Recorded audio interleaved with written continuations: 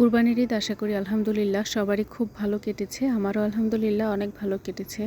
তবে কুরবানির গোশত খেতে খেতে এখন আর দিনটা ভালো যাচ্ছে না। একই জিনিস বারবার খেতে খেতে কিন্তু খাবারে একদমই অনীহা চলে আসে। তাই আমি আজকে আমার মুখের রুচি ফিরানোর জন্য অন্য একটা খাবার ট্রাই করব। রেসিপিটা আমি ফেসবুক থেকে দেখেই শিখেছি, তো ভাবলাম যে আজকে ট্রাই করে দেখি কেমন হয় আর আপনাদের সাথেও শেয়ার করি। তো এখানে হচ্ছে আমি করলার তিতা ভাবটা কমানোর জন্য একটু লবণ মেখে কিছুক্ষণের জন্য এইভাবেই রেখে দিব। রেস্টে রেখে দেওয়ার পর যখন এটা থেকে পানি ছাড়া শুরু করবে তখনই হচ্ছে আমি একটু পানি ঢেলে এটাকে কচলে ধুয়ে নিব। এটা করার ফলে যেটা হয়, এটাতে থাকা অতিরিক্ত তিতা ভাবটা একদমই কমে যায়। তারপর সেম প্রসেসে আমি এটাকে কয়েকবার এভাবে ধুয়ে নিব। তো এটা ধুয়ে নিতে থাকি, তার মাঝে আপনাদেরকে বলে রাখি, আমার ভিডিওগুলো যদি আপনাদের কাছে একটু হলেও ভালো লাগে অবশ্যই আমার পেজটাকে ফলো দিয়ে রাখবেন।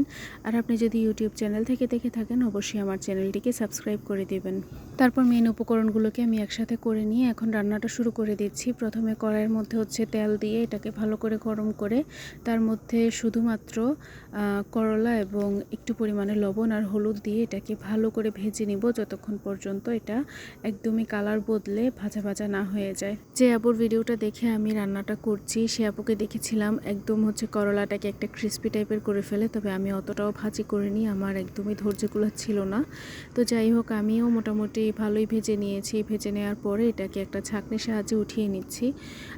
সামনাসামনি কালারটা আরও একটু গাঢ় এসেছিল, যদিও মোবাইলে অত একটা ভালো বোঝা যাচ্ছে না।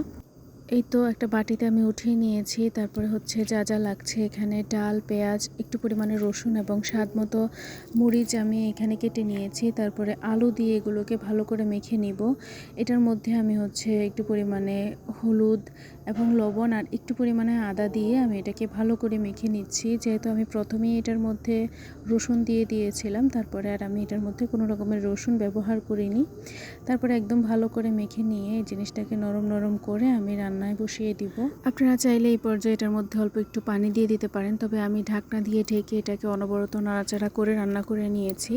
আমার আর পানির প্রয়োজন হয়নি, তবে পানি না দিয়ে যদি আপনি একটু নাড়াচাড়া করে রান্না করে নিতে পারেন তাহলেই কিন্তু এটা খুব বেশি মজা হবে। তো যখন দেখবেন যে সব কিছু ভালো করে ভাজা ভাজা হয়ে গেছে আলু এবং ডালটা, এই পর্যায়ে এসে হচ্ছে আপনি এটার মধ্যে পানি দিয়ে দিতে পারেন। নতুন রাঁধুনিদের জন্য আমি আরও একটা টিপস দিয়ে দিচ্ছি। এই পর্যায়ে এসে হচ্ছে আপনারা একটু গরম পানি ব্যবহার করবেন, তাতে করে আলু এবং ডালটা খুব জলদি সিদ্ধ হয়ে যাবে এবং আপনাদের খাবারটাও খেতে অনেক বেশি মজা লাগবে। যে আপুর ভিডিওটা দেখে আমি রান্নাটা শিখেছি সেই আপুর ভিডিওতে দেখেছি উনি হচ্ছে একটু পরিমাণে জিরা বাটা দেয়, তবে আমি এটার মধ্যে জিরা বাটা দিইনি, কারণ আমি শেষে হচ্ছে একটু ধনিয়া পাতা কুচি দিয়ে দিব। আর ধনিয়া পাতা কুচি দিলে তেমন একটা প্রয়োজন পড়েও না বেশি মশলার।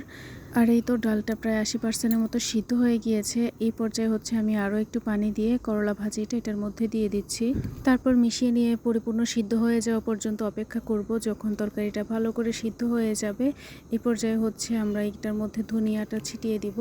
ধনিয়া পাতা দিয়ে কিছুক্ষণ ঢাকা দিয়ে আমি এটাকে রান্না করে নিয়েছি। তারপরে এই তো আমাদের রান্না প্রায়ই শেষ। আশা করি ভিডিওটা আপনাদের কাছে ভালো লেগেছে। ভালো লাগলে নিজের মুখের রুচি ফেরানোর জন্য হলেও একবার এই রেসিপিটা ট্রাই করবেন। আমার কাছে আলহামদুলিল্লাহ ভালোই লেগেছে, কোনো রকমের তিতা ভাবও ছিল না এবং খেতেও অনেক বেশি মজা হয়েছে। আর এই রেসিপিটা বাচ্চারাও খুব বেশি পছন্দ করেছে, তাই আমি বলবো একবার হলেও এটা ট্রাই করে দেখবেন।